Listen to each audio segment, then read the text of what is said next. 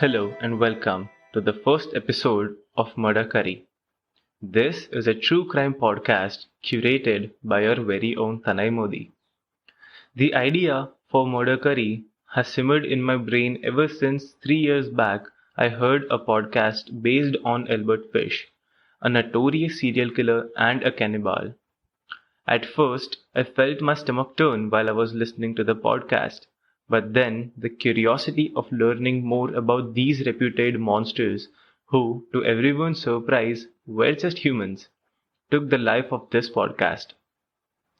I will be telling you some bone chilling cases of brutality executed by some peculiar people of our country. Because if you thought serial killers were a Western phenomenon, you need to think again. Now, to make this podcast more immersive, I will be making these ASMR.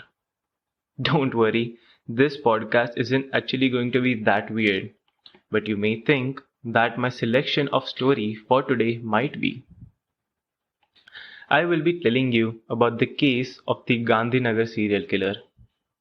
Now you may be thinking, why would I take a case of a serial killer who's relatively unheard of? A case which is set in a place which is generally stereotyped for being populated by some of the most sweetest and pleasant people ever. But those are the exact reasons why to present this case to you.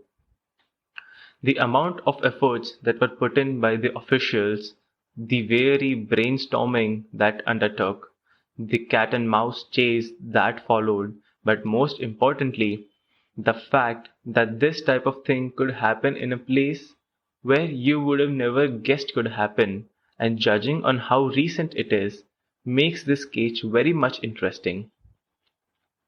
To research for this podcast, I also interviewed a profound official involved directly in this case, who helped me shed light on the heinous details that undertook.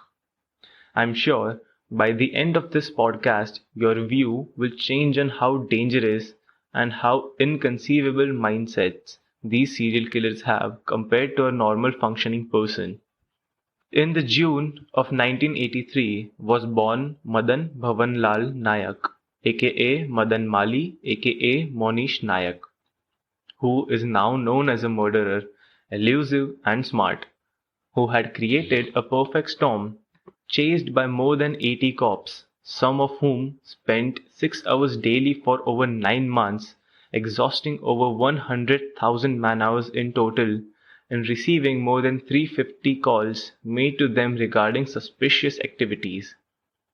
Having a team, or rather teams of police dedicated behind him, yet they surprisingly couldn't even get a scant of his identity for the longest amount of time. Moreover, he was so smart and composed that his own family couldn't figure out his misdemeanors for years and were completely oblivious to his criminal activities. This is a story about the undetermined sanity of a young man involving terrifying the residents of the capital of Gujarat, Gandhinagar, and the neighboring Ahmedabad through a chain of unpredictable murders. For me, the question that remained unsolved is, was he a lethal sociopath who couldn't let go of the angst of his past, or someone who just got tired of his unsatisfying lifestyle? To try to understand the path that led Madan to his misdeeds, I'll start off his story from his early life. At the age of 12, Madan had decided to leave his hometown Pali district in Rajasthan. And the reason for that is just as harsh. He had a bizarre childhood and felt very much out of place. This was because he had a disturbing relationship with his father, who used to abuse him. He had lost his mother at an early age, and this led to Madan having no emotional support or no one to resort to. To put even more strain on his upsetting relationship with his one existing parent, his father dropped him out of school when he was in the third grade, and instead of providing for him, he acted selfish and remarried.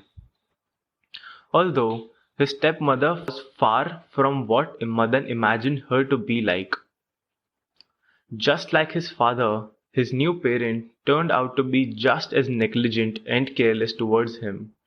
She acted vengeful, as to her, he was an unwanted responsibility in her life, and created a bitter relationship with him.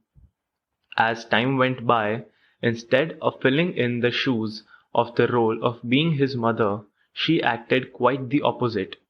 She started abusing Madan too and created more distance from him and a functional childhood. All this experience had planted a seed of rage and spitefulness, which maybe even Madan also wanted to escape from, which compelled him to leave, and so he did and came to Gandhinagar. As Madan moved to a new place, he started settling into living a life on his own by working at small stalls and earning just enough to pass by. However, working a completely honest man's life from the start was never for Madan. He realized that larceny would get him more money easily and quickly and started forming a knack for it. But in 1999, at the age of just 16, he got caught for the theft of 10 bicycles and was arrested, but was let go the same day. Though like an earworm, his thieving instincts would keep coming back and he continued stealing and snatching. Around 2005, he met a woman and fell in love with her. They soon married and had a son. Although Madan had had his share of affairs by now, before his marriage, the lover boy got his heart broken a couple of times. In 2008, he was arrested again, but this time for a case of an attempted bank robbery in Narol district of Ahmedabad. He had almost gotten away if it weren't for the alert police nearby who got a sense of something being wrong inside the bank. He went to jail for 8 months for this offense. After this incident, he started to work as a rickshaw driver, a vegetable vendor, and did several other petty jobs over the years. Then, in 2016, while working at a snack stall, he was visited by a ticket collector who used to stay near Sabarmati. He used to visit Madan's stall frequently. One day, while serving him, Madan's eyes fell on the gun the ticket collector carried on him, and instantly the thought brewed in his mind that with the help of it, he could overcome his inability to make people succumb to him who seemed physically stronger, as he was built lean. He took his time, and for 3 months he followed and surveyed the ticket collector and thought of strategic plans. Then he finally found a perfect time to rob his house. He acquired a 7.65mm pistol with 40 active cartridges and a lot of money from there. This was the pivotal point in his story. He learned how to use the gun by watching tutorials on YouTube and practiced at the Ahmedabad Gandhinagar Canal. From 2016, with the help of his new little friend, he terrified and looted a huge number of unsuspecting people. He was extremely vigilant and would keep a thorough knowledge of the roads and the layout of the city from the experience gained from working as a pedal rickshaw driver before, and thus knew all the lonely areas where he could strike people and would plan it out thoroughly.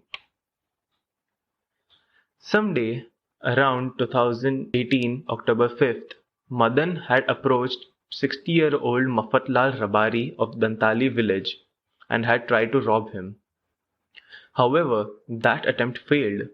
This left Madan feeling exposed and embarrassed, and so the killing tendencies which were always present subconsciously from the rage built up on the account of his childhood traumas were finally uncovered. Madan had followed Mafat Bhai for weeks, and he knew exactly where he would be, and so on October 14th, 2018, he followed Mafatlal to his usual spot he took his buffaloes to graze.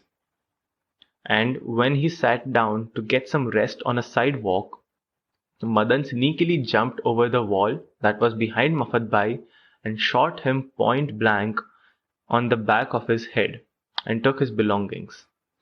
Madan had started watching Crime Patrol, a show about crime told in the most dramatic of ways, and he would watch it to be Savdhan and Satark, but in an evil kind of way. He learned that shooting someone in the back of their heads is one way of ensuring killing them, and also that he should pick up the used cartridges, thus not leaving a trace of his identity to anyone. I think only two types of people watch Crime Patrol anymore: the ones who watch it for the music and those who want an episode made on them. A complaint was later then registered in the Adalaj police station regarding the murder, but Madan had been smart enough to cover his tracks. He continued to do robberies near the canal area to unsuspecting couples who wouldn't report the crime from the fear of being exposed. But mostly his targets were elderly people who wouldn't fight back. His next encounter was with Keshavlal Patel, aged 70. As Keshavlal heavily rebelled, and this threw Madan completely off balance from the complex he had picked up carrying around a gun. On 9th December, near Koba, he shot Keshavlal on the back of his head and looted him, all in the same manner as of his first murder. By this time, the police had two brutal deaths within a month in the same proximity, carried out in the same manner, both looted, but nothing to link them. They also supposed that the murderer was smart and had planned it, as he had managed to slip away from all the CCTV cameras and the eyewitnesses. Due to this, a hint of suspicion was there that it was done by the same man, but the motive was still unclear to them. They feared that if it was the same person, then they might be dealing with a very proficient killer. They compiled information from other complaints of robberies around the area, and they realized that many were made by elderly people, and it pointed out that it could be the same person doing the robberies and the killings. Then, on 26th January 2019, he committed his third murder. Killing had become blithely breezy for him. He thought of these as not murders, but the consequence of his victims who didn't submit or comply to him, as he had also let go several people who just gave their belongings to him when he robbed them. Police found Juthaji Thakur, 55, near his farm in Adalaj, killed in the same way as others on the back of their head, from whom Madan stole belongings worth 2.75 lakhs. A couple of weeks had passed by since the investigation had gone cold, but then, like the Starks in the episode of the Red Wedding, the police found a revolting discovery of truth. A forensic study was conducted on the bodies, and from the wound, they found that all of the shots were made from the same gun. A panic and terror in the residents of the area set in as the police announced that they had a cold-blooded serial killer loose on the streets. A 5 lakh bounty was announced on Madan's head after the local police found themselves incapable of finding him. And then the case was taken over by the CID, after which an special investigation team of DGP of State CID, Assistant DGP, Assistant Superintendent of Police, Superintendent of Police, and a primary investigation of CID was made, all of whom had many notable accomplishments behind them and had previously worked on top-notch cases such as the 2008 Ahmedabad bombings. After the third incident, the police were completely frustrated, as not only was Madan incalculable with the murders, but they also supposed that with his modus operandi of picking up random strangers and other human intelligence pointed out to the fact that they might be dealing with a psychopath. They supposed that the murderer worked alone and not with a group, which made him harder to catch and added more fuel to the idea that it was the work of a psychopath. By this time, four agencies, the Anti-Terrorist Squad, the Ahmedabad Crime Branch, the Gandhinagar Local Crime Branch, and the Gandhinagar Police had dedicated all their personnel for the task of catching the serial killer. Almost after a month from the third murder, the police got a big clue. When they backtracked the CCTV footages from around the places the third victim was seen, they found that he was being followed by a specific person wearing a monkey cap and a grey shawl who, after a point, vanished from the view, and they found this suspicious. Police found a footage from a nearby tea stall in which a person with a similar outfit was sipping tea there. The police decided to investigate more on the basis of this information. They made a sketch of him from the footage and televised it on news channels side by side to a photo of him from the tape. This is when they got information from a couple of transgenders working at a toll booth nearby, claiming that the person in the sketch was Rani, another transgender who was working with them at the toll booth and had been missing for the last 3 months. The police had finally found a big clue after months of investigation and became confident with this promising lead. With the information provided by the transgenders, a team of police went to apprehend her. To their disappointment, they got to know that she was not the serial killer they were looking for, as her explanation was thorough, and after phone tracing, they found that she was not even in the same area as of the murders. A handful of suspects had also been brought in by the police for the questioning at the time, but the real murderer had yet to be found, and so the investigation went cold again. By the time police mass printed Madan's CCTV snapshot, he had already committed many other robberies. When Madan was supposedly returning from one of his robberies, he had to stop by to fill the tank of the stolen two-wheeler he was riding. To his surprise, he noticed that there was a snapshot of him at the petrol pump, and he instantly knew that the police were hot on his trail. Rather than pacing around and getting anxious, Madan was upset that his buzz from the crimes he enjoyed had to fade away. He was a ruthless killer, but he also was calculated and smart. He knew when to be patient. So, he decided to stop the robberies and the killings for some time and also changed his address. He shifted to Sarkhej from Gandhinagar to distance himself from the suspicion. He convinced his wife, and together with their 14-year-old son, they shifted to a small residence. With the money he had saved up from his endeavors, he started a small eatery with his wife at their home. Madan had also ditched the clean-shaven look, which his snapshot clearly displayed, and grew a mustache and a beard. His long hair was also snipped into a crop cut. All his precautions and the new fashion statement worked in his favor for months. He thought he had definitely gotten away when the hammer finally dropped on him.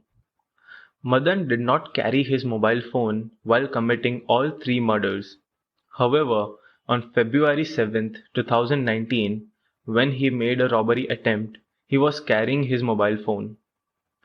Using tower location and scanning through mobile phones in the area where crimes were being committed, the police found that Madan's number propped up as a suspect's number. His number became more suspicious as it was only used once and then got switched off after the attempt. This number, which was switched off since February 7th, became active on the evening of September 14th, 2019. The police took a chance that this could be the killer's phone number, and using location coordinates, a team was sent to his residence. In the most dramatic turn of events for the police in the last 10 months, as soon as they knocked on his door, he said, "So you have come at last." The team of police stated that he showed no shock or remorse at the time of his arrest. The murders never entailed guilt on him. His wife and son both were present in the home at the time, but they swore that they had absolutely no knowledge of their own flesh and blood's bloodlust. He didn't waste the police's time and handed over the gun to them immediately, which only had a few rounds left in it. Of course, the police were not satisfied and wanted to interrogate him.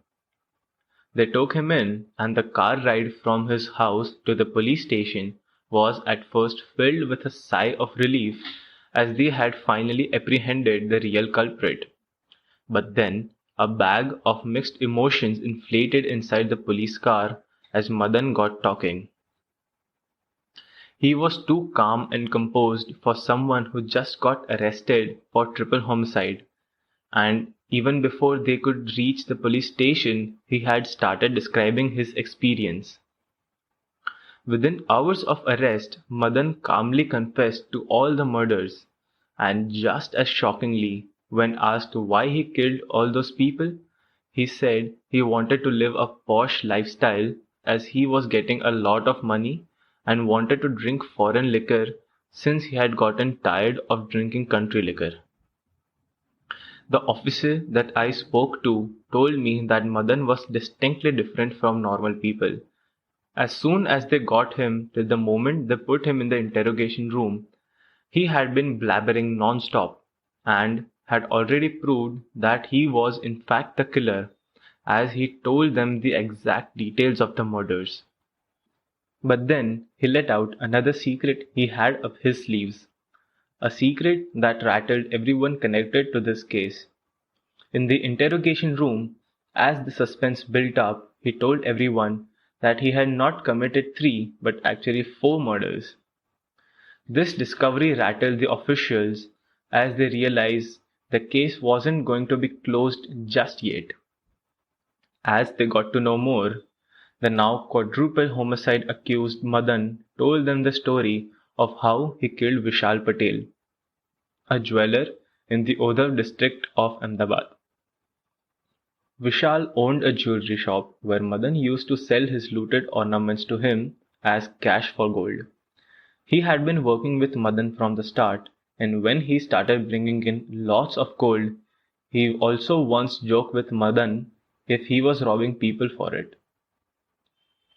Vishal was a major loose knot who would have unfastened any time for Madan, as he knew his face and was also skeptical of him before. And his fears came true when one day Vishal saw the sketch and the picture being shown around of the suspected serial killer and instantly recognized Madan. He called Madan and told him that he knew that the killer in the photo was him and that he was suspicious before too from the amount of gold he would bring in. Madan got anxious that Vishal would rat him out with the police for the huge reward he had on his head. Vishal had gone to his sister's place on June 27th. He received a call from Madan that he wanted to meet him. Madan made that call from a coin box as to not get traced. Vishal took his sister's car and picked up Madan. Madan told him that he didn't want to be seen, and so he sat in the back of the car. He told Vishal to drive to a secluded area in Katwada GIDC ground he knew on account of his previous endeavors. And just when the coast was clear, in his iconic style, he shot Vishal too in the back of his head. He took Vishal's body out of the car, then dumped him and his clothes into a manhole near the open ground. He took the car to a canal near Dehgam Road and made sure that he burnt the car to crisp. Although he wasn't done here just yet. He thought if someone recovered his body, it will be recognized. So, 2 days after he killed him, he went back to the manhole, took out the body, mutilated it by bludgeoning his face with a rock so he would be unidentifiable, and threw it back in, hence destroying all the evidence. Upon hearing this, a team of CID, the local police, and the fire brigade were deployed to the ground to empty out the water from the drainage line and retrieve Vishal's body. They worked together and kept a close eye on the operation of emptying out the gutter, as the body would have decomposed by then and its parts scattered. After 3 long days, Vishal Patel's body was found, but in the condition it was feared to be. Before, when Vishal's family had approached the police to file a missing persons complaint, the cops took it casually, as in the initial investigation they found that Vishal was being harassed by some money lenders he was supposed to pay, and concluded that he had gone into hiding to evade them. Unless Madan had not revealed the crime, the murder of Vishal Patel would have never come to life. Madan had eluded, safely relocated, and was smart enough to deflect police's questions. He could have easily refused being connected to all the crimes. Yet he voluntarily chose to reveal and confessed to everything before the police could even interrogate him properly. Moreover, he voluntarily just confessed about killing one more person he hadn't even been accused of. Truth be told, no one could have connected Madan to Vishal's death because there was no evidence for that and he knew it. He didn't choose to reveal his misdemeanors because he felt guilty or wanted to make peace with himself for the murders, or because they were on his conscience. In fact, he also said that he had prepared a long list of people he wanted to kill, which included his stepmother, father, and several other people. Did the anger having quelled up inside him and having a void of emotional support since a fragile age made him justify himself with the killings? Did he choose to reveal because he wanted to provide an answer for the conclusion of his story to the true crime fanatics and the close ones of his victim who kept wondering why and what makes someone do it? I'm sure if Madan were here, he's someone who would gladly answer it for me. Well, this is all the crime I have for you today, and if it weren't enough, look out for more murder mysteries I'll be putting out in the future. Think about the first person that comes to your mind when I complete this sentence and share this podcast with them. And if you like the podcast, don't be shy to message me on Instagram ID The Murder Curry Podcast and tell me more about it. Until then, farewell.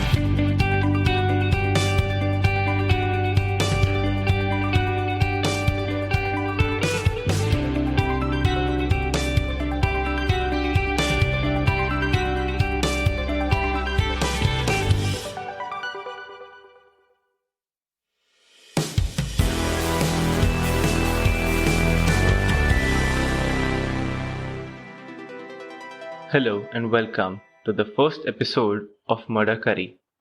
This is a true crime podcast.